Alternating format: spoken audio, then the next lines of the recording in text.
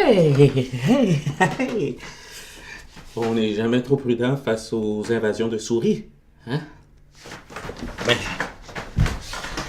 ils me font clairement pas peur, là, ces petites bêtes-là. C'est juste que ça transmet des maladies. Puis que c'est toujours là à bondir, tu sais, comme tes pieds nus, puis tes pieds sont vulnérables sur le plancher. Va clairement falloir faire appel à un professionnel parce que moi, j'ai pas l'âme d'un exterminateur. Puis je suis pas capable de faire du mal.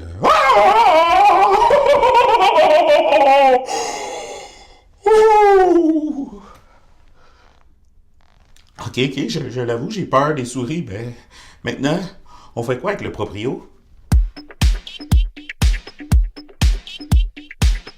Donc, si on a un problème de logement comme la vermine, un problème de salubrité, de moisissure, etc., c'est bien important d'en aviser le propriétaire le plus rapidement possible. Et ce sera son obligation de résoudre le problème rapidement. Si le propriétaire ne fait rien, il faut lui envoyer une lettre de mise en demeure qui lui indiquera qu'il ne répond pas à ses obligations. Et s'il ne fait rien, on va le poursuivre à la régie du logement. Ça peut paraître apeurant comme procédure, mais c'est tout à fait normal, il faut procéder ainsi. On peut aussi, comme dans les villes qui ont des réglementations, comme Montréal ou Québec, les grandes villes en ont pour la plupart, on peut ouvrir un dossier à l'arrondissement et là, ils feront venir un inspecteur qui va constater les problèmes dans le logement de salubrité, par exemple. Il pourra demander au propriétaire de répondre aux problèmes et il risque des amendes s'il ne répond pas assez rapidement. C'est pas toujours facile de s'y retrouver, donc c'est pour ça qu'on invite les gens à aller dans un comité logement. On a des exemples de mise en demeure sur toutes les thématiques possibles. On va se faire un plaisir de vous aider à l'écrire et à l'envoyer au propriétaire.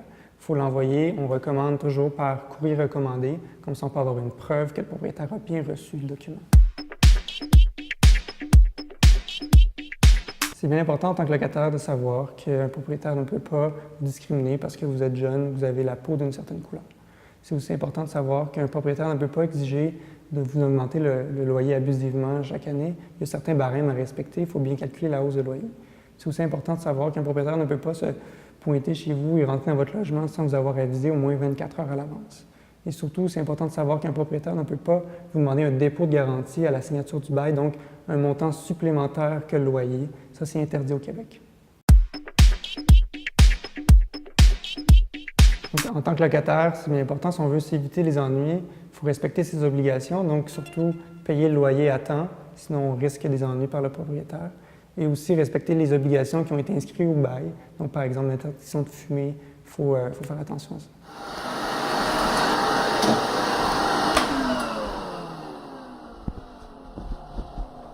Ouais, ben, je vais quand même aller vivre chez ma mère en attendant l'arrivée des exterminateurs.